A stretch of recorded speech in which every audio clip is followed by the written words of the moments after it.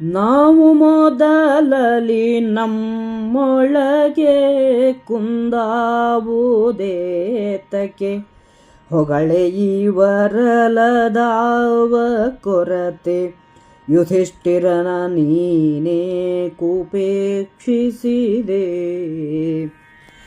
ಈ ವೃಕೋದರ ಪಾರ್ಥರನು ಸಹದೇವನ ಕುಲರನೇಕೆ ಹೊಗಳೆಯದಾವ ಗುಣನಿಧಿ ಎಂದು ಕೃಷ್ಣನ ಬಣ್ಣಿಸಿದೆ ಎಂದ.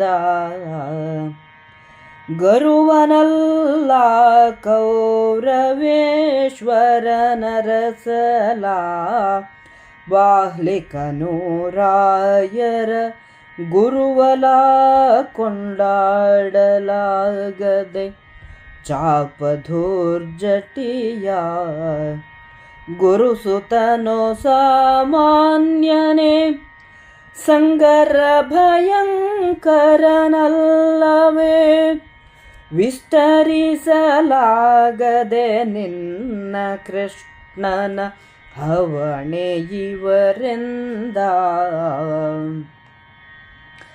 ಕವಚ ಕುಂಡಲ ಸಹಿತ ತಾನುದು ಭವಿಸನೆ ಶೌರ್ಯಾದಿ ಗುಣದಲ್ಲಿ ಭುವನದಲ್ಲಿ ಭಾರಾಂಕ ವೀರರು ಪಡಿಯೇ ಕರ್ಣಂಗೆ ಇವನನೇ ಕಗ್ಗಳಿಸೆ ಭೂರಿಶ್ರವನ ಹೊಗಳೆ ಜಯದ್ರಥನು ನಿನ್ನವನ ಹವಣೆ ಶಲ್ಯ ಮುನಿಯನೆ ನಿನಗೆ ಹೇಳ್ಯಂದ.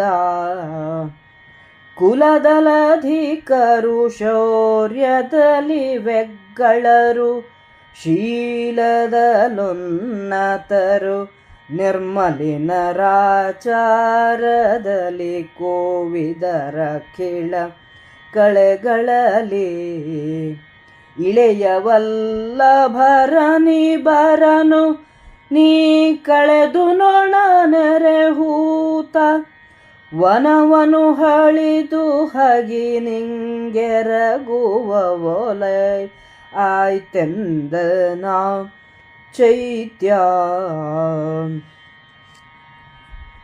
ಮೊದಲು ನನ್ನನ್ನೇ ತೆಗೆದುಕೋ, ನನ್ನಲ್ಲೇನು ದೋಷ, ನನ್ನನ್ನು ಏಕೆ ಹೊಗಳುವುದಿಲ್ಲ?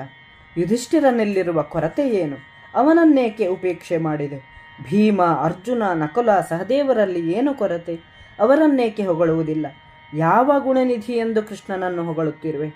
ದುರ್ಯೋಧನನು ಘನತೆಯುಳ್ಳವನಲ್ಲವೇ? ಬಾಹ್ಲಿಕನು ರಾಜನಲ್ಲವೇ? ದ್ರೋಣನು ಎಲ್ಲ ರಾಜರ ಗುರುವಲ್ಲವೇ? ಅವನನ್ನೇಕೆ ನೀನು ಹೊಗಳಬಾರದು? ಯುದ್ಧದಲ್ಲಿ ಭಯಂಕರನಾದ ಅಶ್ವತ್ಥಾಮನು ಸಾಮಾನ್ಯನೇ? ಕೃಷ್ಣನು ಇವರಿಗೆ ಸರಿಯೇ, ಸಮನೆ? ಕವಚ ಕುಂಡಲಗಳನ್ನು ಧರಿಸಿಯೇ ಹುಟ್ಟಿದ ಕರ್ಣನಿಗೆ ಶೌರ್ಯವೇ ಮೊದಲಾದ ಗುಣಗಳಲ್ಲಿ ಸರಿಸಮಾನರಾದ ವೀರರಾರು? ಅವನನ್ನೇಕೆ ಹೊಗಳಲಿಲ್ಲ? ಭೂರಿಶ್ರವನನ್ನೇಕೆ ಹೊಗಳಲಿಲ್ಲ? ಜಯದ್ರಥನು ನಿನ್ನ ಕೃಷ್ಣನಿಗೆ ಕಡಿಮೆಯೇ? ಶಲ್ಯನನ್ನು ಹೊಗಳಲಿಲ್ಲ, ಅವನು ನಿನ್ನ ಮೇಲೆ ಸಿಟ್ಟಾಗುವುದಿಲ್ಲವೇ?